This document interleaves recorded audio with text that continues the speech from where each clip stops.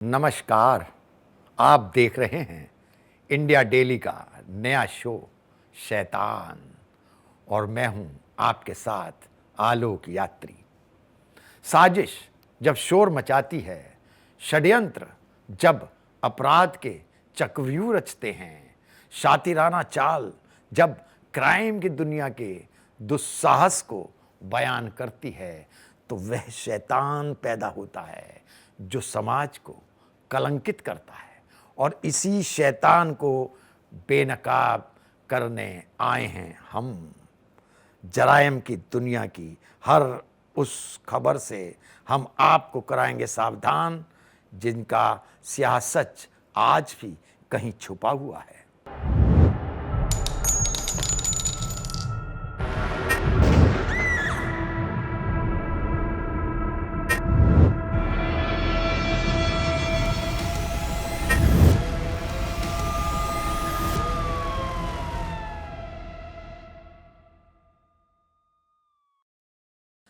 जरा सा हाथ क्या टच हुआ, उन शैतानों ने खून की नदियां बहा दी।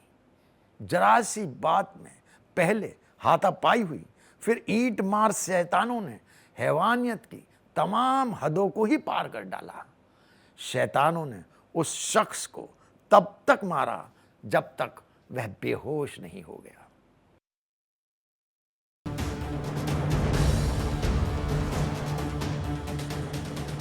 जरा सी बात हुई और वो दबंग उन दो युवकों पर कहर बनकर टूट पड़े। किसी ने हाथ पैरों से मारा तो किसी का जब इतने से मन नहीं भरा तो वो अपने हाथों में ईंट लेकर सड़क पर पड़े उस शख्स पर ताबड़तोड़ हमले शुरू कर दिए। लोग देखते रहे, वो मारते रहे। दिल वालों की दिल्ली उस वारदात की गवाह बनी जिसने राजधानी को शर्मसार कर डाला।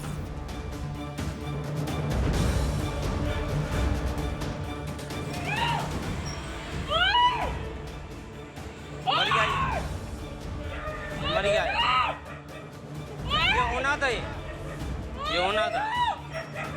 ये होना था। हर तस्वीर डराने वाली है, हर तस्वीर दिल्ली के उस स्याह को बताने वाली है जो ये बयां करती है कि अब दिल्ली वालों का दिल बेदर्द हो गया है। बताया जा रहा है कि जिस शख्स को ईंट से कुचलकर अस्पताल पहुंचाया गया, उसका हाथ इन दबंगों को जरा सा टच हो गया था। फिर क्या था, दबंगों से इन दोनों लड़कों की तू में मैं हो गई। इसके बाद हाथापाई शुरू हो गई और अंजाम ये हुआ कि दोनों युवक अब अस्पताल में जिंदगी की जंग लड़ रहे हैं।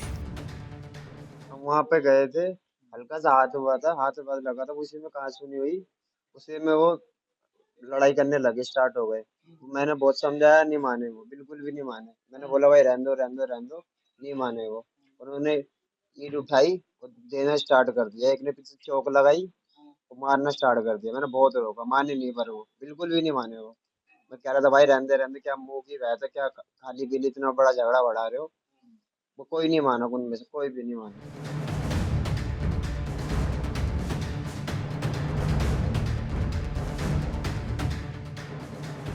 दिल्ली के बुराड़ी इलाके में संत नगर मार्केट में बड़ी ही बेरहमी से दो युवकों को जमकर पीटा गया और आसपास के लोगों ने कुछ नहीं किया। एक दुकान पर यह पूरी लड़ाई शुरू हुई थी, लेकिन इसके बाद जो तस्वीरें सामने आई वो हैवानियत की सारी हदों को पार करने वाली थी। आरोपी वारदात को अंजाम देकर फरार हो गए।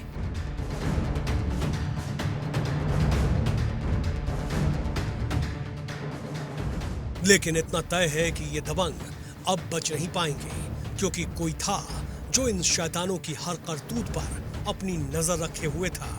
कौन था ये, आपको बताएंगे। बने रहिए हमारे साथ।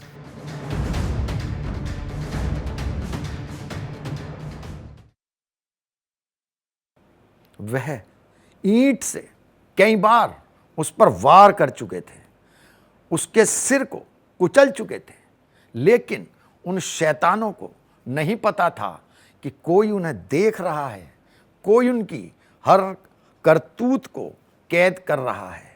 सीसीटीवी कैमरे में यह पूरी वारदात कैप्चर हो गई। तो अब यह सबूत इन शैतानों को सलाखों के पीछे भेजने के लिए काफी हैं। मर गया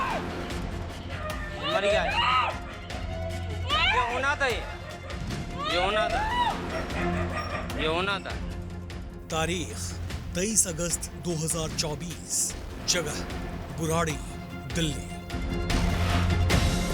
एक दुकान से शुरू हुई दबंगों के इस दबंगई को जिसने देखा वो विचलित हो गया। सीसीटीवी में ये पूरी वारदात कैद हो गई, लेकिन इसके बाद पुलिस इस मसले में अभी भी हाथ पर हाथ धरे बैठी है।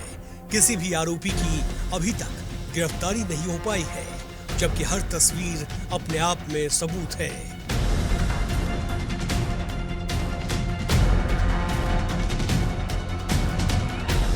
हर तस्वीर दिल दहला देने वाली है। ये तस्वीरें उस दर्द को भी बयां करती है जो इस वारदात के बाद बेहोश पड़े अपने भाई को देख चीखों से बाहर आ रहा था।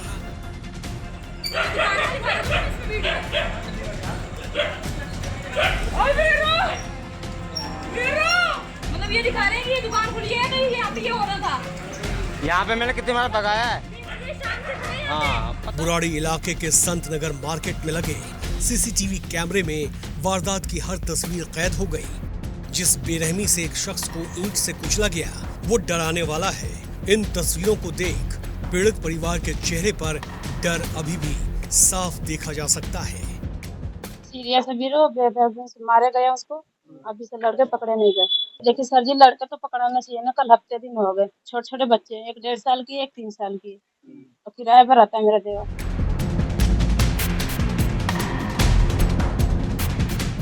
दिल्ली के इन शैतानों का हिसाब होना जरूरी है, क्योंकि जब तक इन दबंगों पर शिकंजा नहीं कसेगा तब तक दिल्ली के दिल का डर दूर नहीं होगा।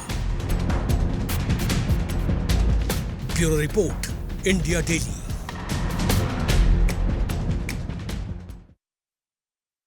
कब्र खोदने का उसका काम था, कब्रिस्तान उसका डेरा। वह तंत्र मंत्र कर किसी को भी ठीक करने का करता था वादा। उसने उस परिवार से भी कुछ ऐसा ही करने का वायदा किया, लेकिन इस तंत्र मंत्र की आड़ में उसने रच डाली वह साजिश जिसने एक मासूम बच्ची के जहन में उम्र भर का दर्द भर दिया।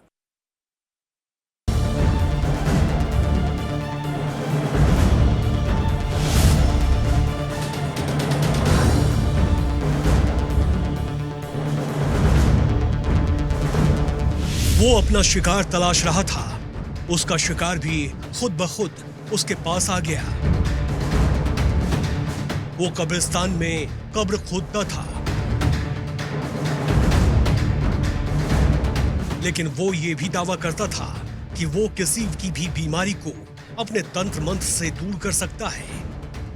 उस बच्ची का पिता बीमार रहता था, वो अपने पिता को सही करना चाहती थी, लेकिन उसे नहीं पता था कि अपने पिता को ठीक कराने के लिए उसे कितनी बड़ी कीमत चुकानी होगी। मेरे घर पे आया, बोला कि अगरबत्ती मंगा लो, लौंग मंगा लो। मंगाया हमने, मेरी लड़की के हाथ में दिया 7 लौंग। बोला पापा के सर पे घुमा के गिलास में डाल दो।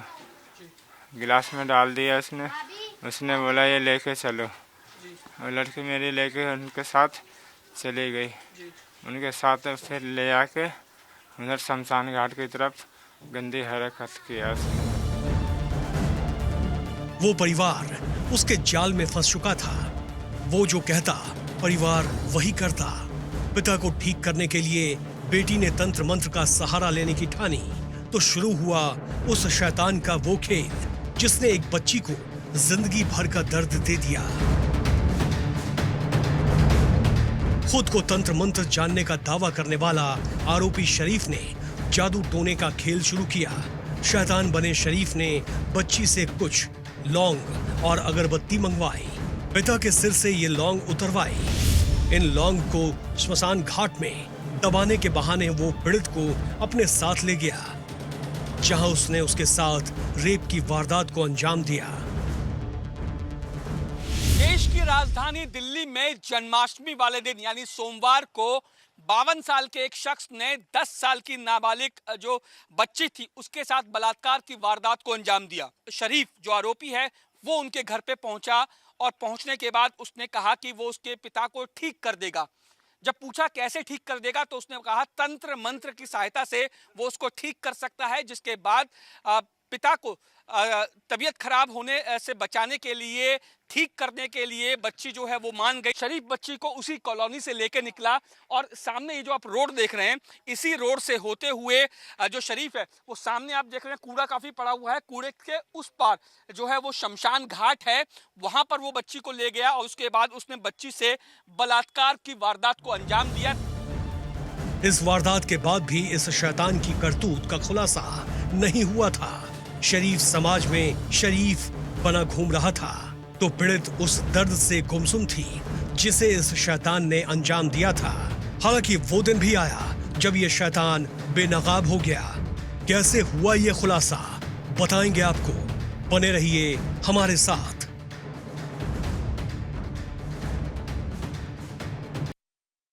वह खामोश रहने लगी, उस हैवान की साजिश को चुपचाप सह गई।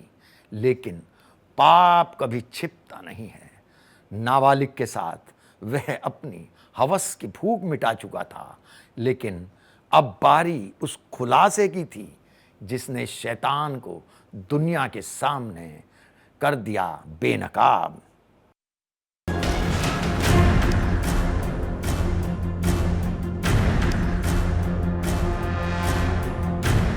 इस वारदात के बाद वो गुमसुम रहने लगी। उस शैतान ने उसे धमकी दी थी कि वो किसी को कुछ न बताए। इस हैवानियत को अंजाम देने के बाद भी आरोपी शरीफ आजाद घूम रहा था, लेकिन उसकी साजिश बच्ची की खामोशी के चलते शोर मचाने लगी। अपने ऊपर हुए इस अपराध के बाद बच्ची जब स्कूल गई तो उसकी टीचर ने उसकी खामोशी का सबब पूछा। फिर क्या था, बच्ची ने अपने ऊपर बीती हर घटना को जब खुलकर बताया तो शरीफ की साजिश का सारा काला चिट्ठा खुल गया। कुछ ही देर में ये सारी बात बच्ची के पिता तक पहुंच गई और फिर कानून ने इस शैतान पर अपना शिकंजा कस डाला। 1.5 घंटे बाद जब बच्ची घर पहुंची तो बच्ची ने अपनी आप बीती जो है वो अपने पिता को बताई, जिसके बाद पिता को इस बात पे यकीन नहीं हुआ।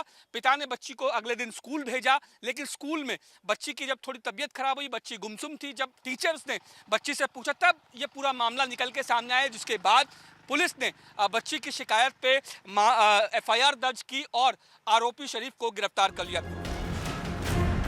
बच्ची का पिता इस वारदात के बाद से अंदर से हिल चुका है। पहले से बीमारी से जूझ रहे इस शख्स के सामने अब अपनी बच्ची के आरोपी को सजा दिलाने की भी चुनौती है।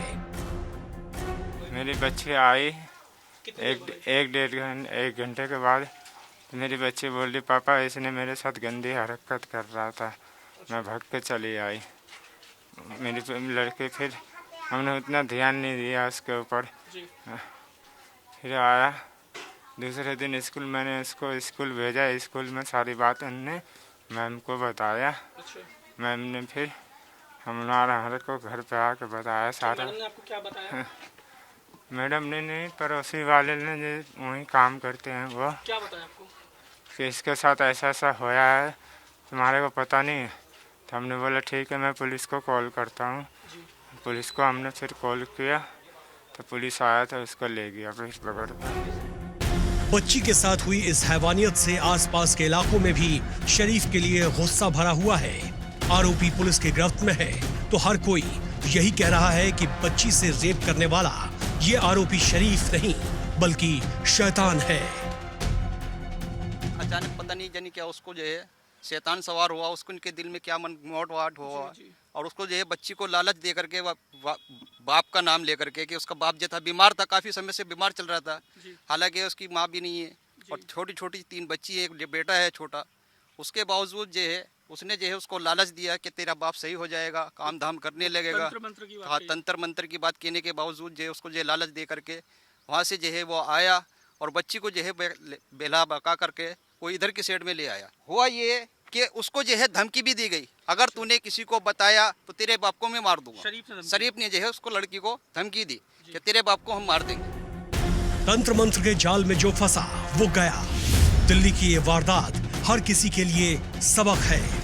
कानून शरीफ को अब सजा देगा, लेकिन उस बच्ची का क्या जिसने इतनी सी उम्र में शैतानी वाली साजिश को अपने ऊपर झेला। Bureau report, India daily.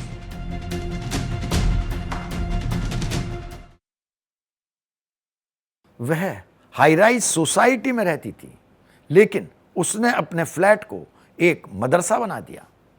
एक दिन जब कुरान पढ़ने की आवाज़ें पड़ोसियों ने सुनी तो सोसाइटी में हंगामा मच गया। सोसाइटी में मदरसा चलाने की साजिश हुई बेनकाब, तो शैतान की एक अलग ही तस्वीर दुनिया के सामने आई।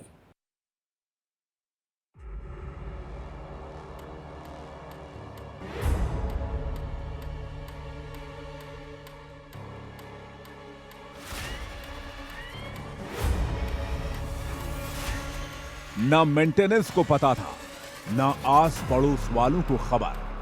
इस फ्लैट में जब कुरान पढ़ने की आवाजें लोगों के कान में पड़ी तो हंगामा हो गया। गाजियाबाद के क्रॉसिंग रिपब्लिक की एक चित्रावन सोसाइटी है, जहां एक फ्लैट को मदरसा बनाए जाने के आरोप के बाद सोसाइटी में ही रहने वाले लोगों ने इसके खिलाफ जमकर हल्ला बोला।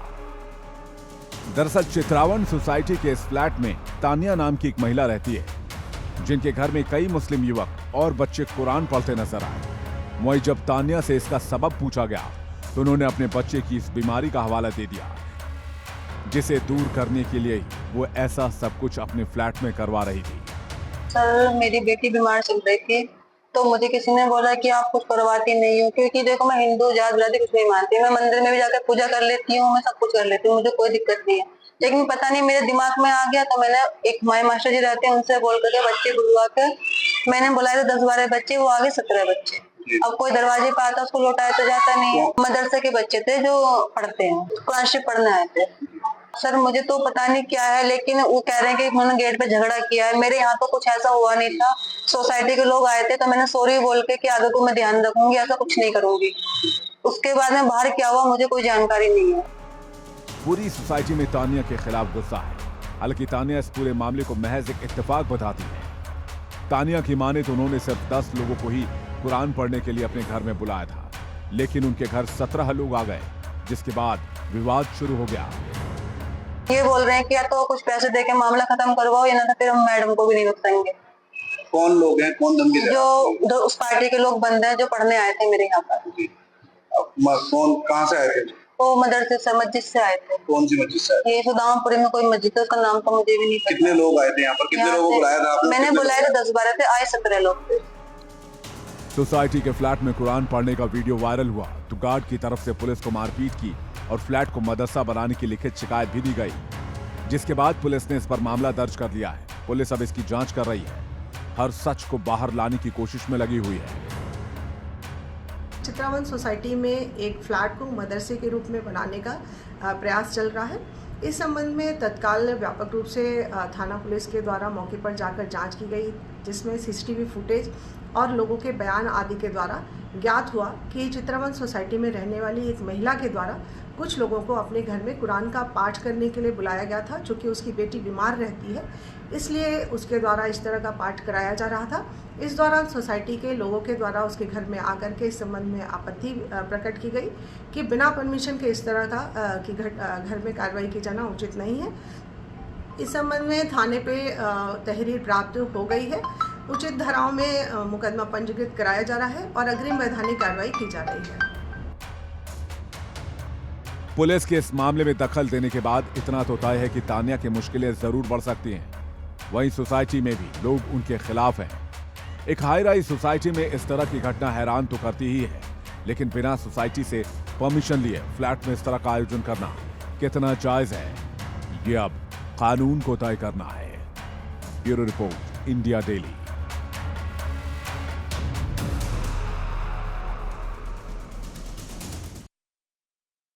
कहने को तो वह मदरसा था, लेकिन वहां काम कुछ और ही चल रहा था।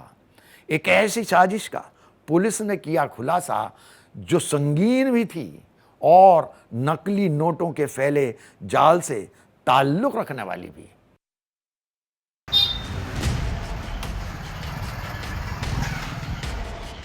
कहने को तो ये मदरसा है जहां धर्म की शिक्षा दी जाती है, लेकिन मदरसे की आड़ में यहाँ वो खेल चल रहा था जिसने पूरे शहर में सनसनी फैला दी।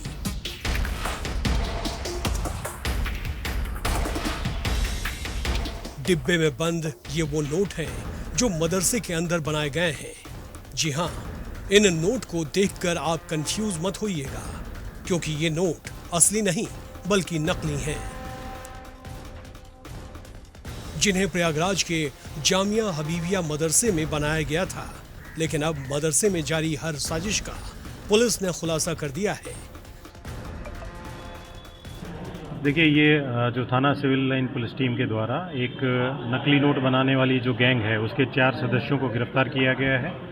4 अभियुक्त जो हैं उसमें मोहम्मद अफजल, मोहम्मद शाहिद, जाहिर खान और मोहम्मद तफसीरुल आरिफीन, ये चारों लोग इन्वॉल्व थे। ये एक मदरसा जामिया हबीबिया है आतरसुइया में, और इसी में ये पूरा रैकेट चल रहा था। जो मोहम्मद तफसीरुल हैं ये इसी मदरसे के मौलवी प्रिंसिपल थे, और जाहिर खान जो इसका मेन मास्टरमाइंड है, दोनों ये उड़ीसा के रहने वाले हैं। पिछले 5-6 साल से इसी मदरसे में ये दोनों रह रहे थे, और इनके द्वारा ये जो नकली नोट बनाने की जो कार्रवाई इनके द्वारा यहाँ पे की जा रही थी। और इस मदरसे में अलग से इस प्रिंसिपल ने इनको रूम दे रखा था। वहीं पे सारा प्रिंटिंग का काम, फिनिशिंग का काम, कटिंग का काम वहीं पे होता था, और वहीं पे ये नोट तैयार करके फिर मार्केट में बेचने के लिए लेके जाते थे। मदरसे से 1300 नकली नोट के साथ ही नकली नोट बनाने का सामान भी पुलिस ने बरामद किया है। पुलिस की पूछताछ में सामने आया कि मदरसा जामिया हबीबिया के प्रिंसिपल मोहम्मद तफसीरुल ने उड़ीसा के रहने वाले नकली नोट बनाने वाले जाहिर खान को किराए पर मदरसे में कमरा दिया था। पुलिस के मुताबिक नकली नोट बनाए जाने की जानकारी प्रिंसिपल मोहम्मद तफसीरुल को भी थी, और वो नकली नोट बनाने में एक्सपर्ट जाहिर खान के साथ शेयर होल्डर था। 15,000 के एवज में 45,000 के नकली नोट दिए जाते थे, जिन्हें मार्केट में चलाया जाता था। जो इनसे बरामद हुआ है उसमें 1,300 रुपीज़ डिनोमिनेशन के फेक इंडियन करेंसी नोट्स जो हैं वो मिले हैं। उसके साथ साथ 234 जो पेजेस मिले हैं जिन पे इन्होंने ये जो fake Indian currency notes print कर रखे थे। प्रिंटर मिला है, हाई क्वालिटी जो स्कैनर है जिसको यूज़ करते थे वो मिला है, और अन्य डिवाइसेस भी मिली हैं जिससे कि ये फेक इंडियन करेंसी नोट वहाँ पे तैयार करते थे। तो जो मदरसा है इसका प्रिंसिपल इसमें पूर्णतः इन्वॉल्व था, उसने अलग से रूम दे रखा था। करीब 3 महीनों से मदरसे में ये खेल जारी था, जिसका अब खुलासा हो गया है। पुलिस को उम्मीद है कि इस मामले में कई और आरोपी शिकंजे में आएंगे। Bureau report, India daily.